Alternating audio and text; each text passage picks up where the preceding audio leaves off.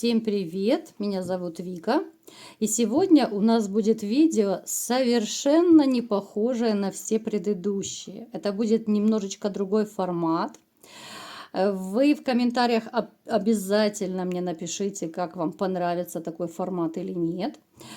Мы сегодня с вами поговорим о признаках неверности женщины. Я, как всегда, попрошу вас, делитесь с этим видео с друзьями, в соцсетях. Возможно, оно будет кому-то еще полезно. Как всегда, ставьте лайк, подписывайтесь на мой канал. Знаете, вот сначала мы с вами посмотрим, насколько вот резонирует, либо не резонирует то, что мы увидим в раскладе, да, вот такую диагностику сделаем. Но даже если не резонирует, я бы вам настоятельно рекомендовала досмотреть видео до конца, так как вы узнаете кое-что интересное, что поможет избежать реально ошибок с вашими уже новыми женщинами. Итак, смотрим. В каких энергиях вы сейчас пребываете?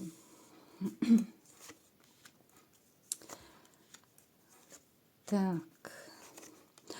У вас, знаете, довольно непростое такое вот состояние. Вот я бы сказала, что морально, вот душевно вам очень, очень тяжело. Причем это состояние у вас проигрывается из-за любви, из-за ваших прежних отношений. Вот у некоторых может быть даже такое состояние какой-то депрессии, апатии, когда вы сознательно вот вообще застопорили свою жизнь, ничего не хочу, никого не хочу, да. У вас очень хорошо развита интуиция, вы очень общительный человек, но вот сейчас вот это вот у вас как будто бы застопорилось вот в жизни, много чего могло застопориться. Но тем не менее, вот вы все равно надеетесь на будущее. Несмотря на свое плохое настроение, состояние, вот вы надеетесь на будущее. Вы очень мирный человек, вы любвеобильный. Да, вам очень хочется любви, но в то же время как будто вас вот пугает, страшит что-то вот перед будущим, да.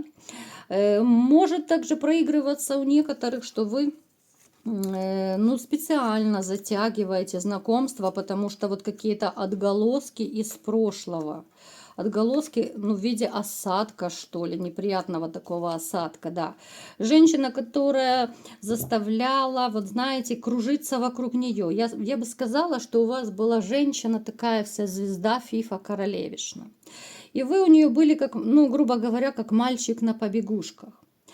Поэтому вот в вашей жизни, знаете, вот как-то так повелось, что как будто она была главная, а вы, ну, такой, как паж, да, вот как джин из бутылки, который все для нее делал. Но, тем не менее, это не оценилось, да, вот она все равно все в штыки воспринимала. Она продолжала вот к вам как-то неуважительно относиться. Вот все, что вы делали, обесценилось. Этой женщиной обесценилось. Плюс ко всему, так, я вам скажу, что бы вы ни делали, вот ваша ситуация так бы и закончилась. Вот женщина очень четко была нацелена на использование. Вот она использует мужчину, а потом уходит. Вот она использует, ну как бы своего добивается, и все. Это как отработанный материал. А вы впахивали, да, вы работали, вы на себя забивали периодически, да, на свои какие-то хотелки, на свои желания. Вы забивали просто. Стопроцентные манипуляции, которые были очень долго в вашей жизни. Ну, по крайней мере, с этой женщиной 100%. Хотя, я думаю, вообще женщины, которые у вас были, многие вами манипулировали. Уж как-то так у вас повелось. Поэтому вот такая вот сигнификация, да. А теперь давайте-ка разберемся. Вот сейчас у вас, в принципе, ну, довольно непростой период, да, вроде бы и хочется и нового, но в то же время какие-то страхи из прошлого, какие-то вот недоверия, да, обозленность на женщин, вот они не дают покоя. И поэтому я бы хотела сегодня вот именно дать вам некоторые советы, да, я знаю, что вам очень нравятся именно психологические мои советы, поэтому я решила немного изменить формат. Конечно же, я буду делать и обычные расклады Таро, это 100%. Но вот хочется немножечко так разнообразить и давать вам больше информации, чтобы вы Ну, не наделали, что ли, ошибок уже в будущих ваших новых отношениях. Поэтому сегодня давайте поговорим о такой вот довольно важной и для многих из вас наболевшей теме. Это признаки неверности женщины. Их очень много, их тьма тьмущая. Конечно же, все мы не охватим в одном видео. Поэтому давайте разберем вот такие основные. Вы можете, конечно же, и вспоминать бывшую, анализировать, вернее, вот отношения с вашей прошлой женщиной. И можете вот для себя просто уловить, были такие вот симптомы, признаки, либо же нет. Либо же вы можете на будущее просто их запомнить, а потом уже использовать с вашими новыми женщинами. Ну, дай бог, чтобы оно не пригодилось. Итак, первый признак – это резкие перепады настроения. Ну, конечно же, мы не берем во внимание, когда женщина вообще там, я не знаю, расстроена, убита, разбита, что-то у нее не так пошло, да, она может быть без настроения. Мы не берем во внимание, когда это может быть одноразово, да, потому что, ну, это у всех людей, как бы, когда нам хорошо, то вроде бы и все вокруг хорошо. Когда у нас что-то болит, когда что-то не ладится, конечно, у нас настроение портится. Могут быть из-за этого просто перепады. Но когда вот эти перепады настроения становятся все чаще, и когда вы понимаете, когда вы знаете, что вроде бы у нее и проблем особых нет, ни по работе, ни дома, да, ни по здоровью, а ей все не так, она может раздражительной становиться, она может цепляться к словам, к мелочам, не так сел, не так встал, не так сказал и так далее. На это следует обратить внимание, потому что наше раздражение – это прежде всего от недостатка любви. Когда мы начинаем вот раздражаться, это говорит о том, что человек уже не так нам важен. Когда человек начинает нас раздражать, это уже первый признак отсутствия любви. На это нужно очень особое такое внимание обратить. Далее. Повышенная забота о внешности. Это очень явный такой признак, который нам говорит о том, что женщина может прихорашиваться для кого-то. Если вы замечаете, что раньше она не особо за собой следила, ей было, ну, как бы безразлично, да, ну, что есть, то и одевает, да, вы понимаете, о чем я говорю, мы сильно не будем углубляться. Я хочу так, ну, как бы немножечко поверхностно дать, да, вам, ну, чтобы вы были в курсе. Мы не будем глубоко разбирать каждый признак. Поэтому смотрите, если женщина вдруг резко, именно резко, неожиданно, она стала ходить по салонам, она вдруг стала следить за собой, она вдруг накупила там каких-то обновок, это тоже может стать звоночком, потому что, ну, как бы это уж слишком сильный контраст. Почему раньше она с вами жила, да, она ходила серой мышкой, ну, либо же не очень за собой ухаживала. А тут вдруг резко она начала прихорашиваться. Стоит задуматься и присмотреться. А может быть, там на горизонте кто-то есть? Далее. Следующий признак – это контроль за гаджетами. Это может проигрываться ситуация, когда вы замечаете, что если раньше женщина могла оставлять, допустим, ну, свой телефон, да, вот телефон такое самое ходовое, она могла его оставить где угодно, да, там сама, допустим, на кухне, телефон мог в комнате быть, там в коридоре, где угодно. То есть она не заморачивалась, где лежит, там и лежит. Сейчас же, вот когда такой вот звоночек, да, вот когда это уже есть признак, телефон постоянно находится возле нее. Телефон может быть у нее либо же в кармане, либо же, ну, прям чуть ли не в метре от нее. Вот она постоянно следит. СМС-ка, допустим, пришла, она бежит сразу, да. Либо же она может переписываться постоянно с кем-то, да. Нужно обратить внимание, если женщина может отключать звук телефона. Бывают такие случаи, что женщина говорит, что да, я забыла включить звук телефона. Но мы же понимаем, что она не забыла. Просто муж не должен услышать лишний звонок, лишнюю смс-ку, да?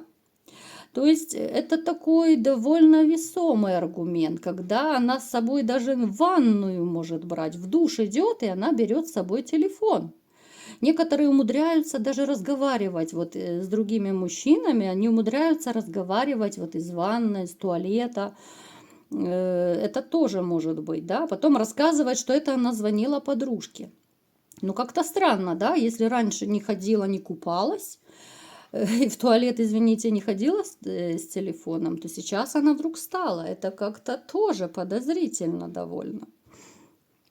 Далее, следующий признак. Больше времени стала проводить вне дома. Это может быть по разным предлогам. Она может, конечно же, сказать, она с подружками, она у мамы, у папы, она у сестры, где угодно. Но если раньше она спешила домой, а сейчас она задерживается, либо же даже по работе. Да, я допускаю, что может быть там завал по работе, ну это как бы какой-то период, да. Это может быть там, ну неделя, пусть допустим, да, там отчет какой-то может быть сдать. Я допускаю это. Но когда это начинается неделя, 2, 3 месяца и так далее, ну нужно задуматься, а где же ты, дорогая, ходишь? Далее. Опять же, я делаю акцент, что когда вот эти вот все признаки, о которых я говорила, когда они начинают проявляться довольно, ну, резко, что ли, да, вот неожиданно. Я не говорю, что если один раз женщина возле себя телефон положила, то все, она уже предательница. Нет. Вот именно это очень заметно, когда это резко меняется отношение вот по всем вот этим пунктам, вот, которые я вам называю. Резко ухаживает, резко там отключает телефон, резко начинает задерживаться. Вы понимаете, о чем я говорю? Далее. Это может быть ложь по мелочам. Ложь, когда вы знаете, что она реально врет. Вот она смотрит в глаза и врет.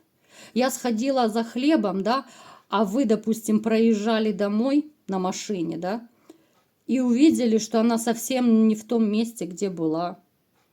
Ну, то есть это может быть, мы мелочи не будем, что угодно может быть, да, ну, то есть, что вы четко знаете, что она врет, она смотрит вам в глаза, и она врет. Далее. Когда приходит домой, женщина сразу же идет в душ. Это очень сильный звоночек. Мы не берем, конечно, ту ситуацию, когда лето, очень жарко, и она там один раз когда-то просто вспотела и зашла освежиться. Нет, конечно же, мы это не берем.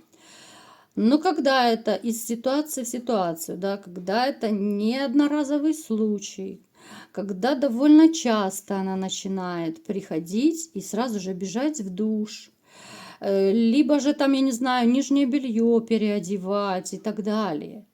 Это очень и очень весомый звоночек, на который нужно обратить внимание. Далее, следующий признак – отказ от интима. Как я уже говорила, когда женщина начинает изменять, то ни о какой любви, конечно же, ну, невозможно говорить. Потому что когда любишь человека, ну, ты не будешь ему изменять. Ну, тебе просто никто не нужен. Я думаю, вы со мной согласитесь, да? Напишите в комментариях. Ну, будете вы изменять женщине, которую вы любите? Ну, я думаю, нет. Точно так женщины. Пока мы любим, мы вообще не изменяем. Поэтому, смотрите, отказ от интима. Когда у нее есть интимные отношения с другим мужчиной, с мужем ему интим, ей, вернее, интим не интересен. Потому что она получает эмоции, ту разрядку в интиме, да, она получает с другим человеком, а тем более, если женщина подключает свои чувства, а как правило, я вам скажу, что женщина, если она изменяет, то очень часто она включает чувства. В этом большая разница между мужчинами и женщинами. Мужчина может изменить абсолютно на автомате, и вы это знаете лучше меня, да, некоторые. Мужчина может изменить и завтра забыть.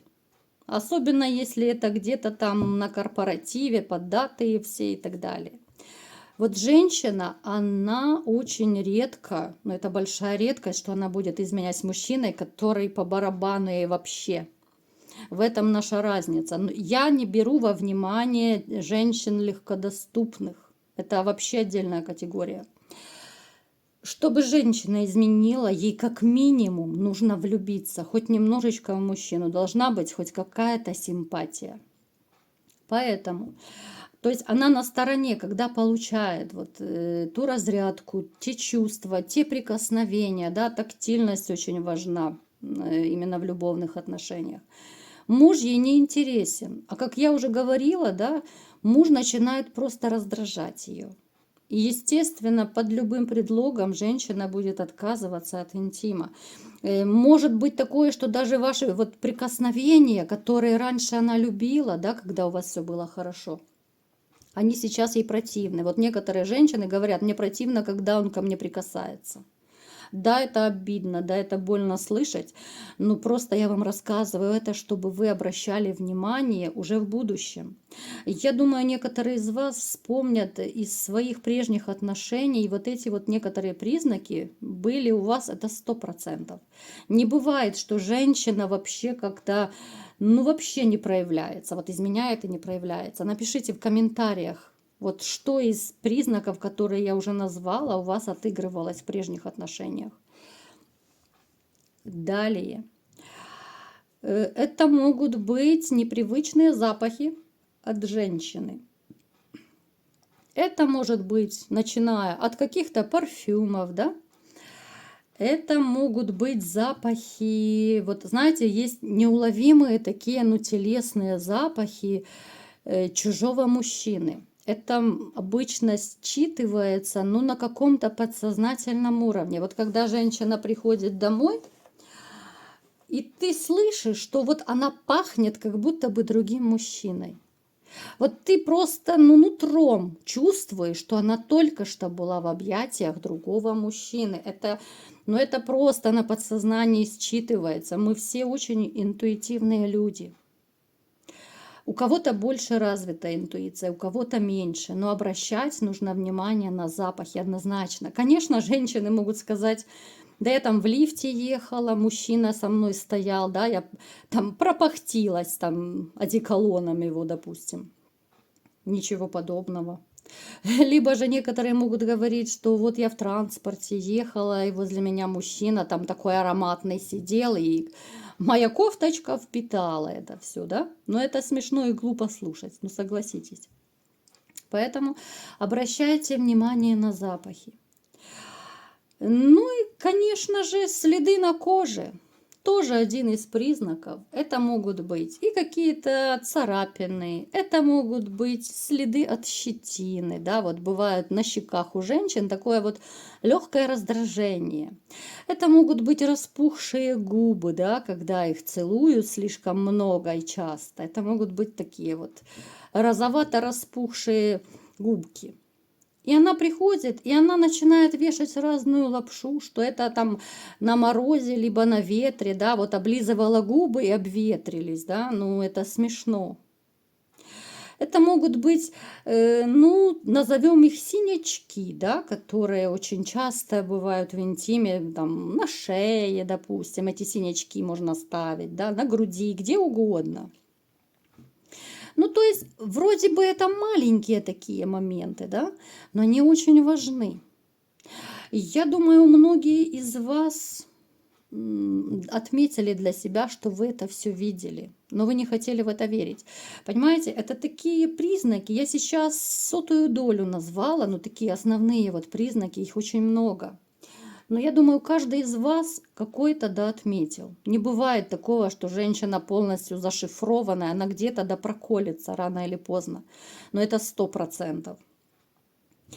Довольно часто мужчины это видят и чувствуют. Просто мы обычно сами себя обманываем. Мы не хотим верить в измену, мы не хотим расставаться, да, мы не верим, потому что мы не хотим расставаться с любимой женщиной. Мы пытаемся ее оправдать, мы не хотим ее потерять, и потому мы не верим. Обветрились губы, ну хорошо, обветрились. но в душе, да, вот как-то вот чуйка наша, вот подсознание, оно все равно говорит, да нет, они не обветрились, она была с кем-то.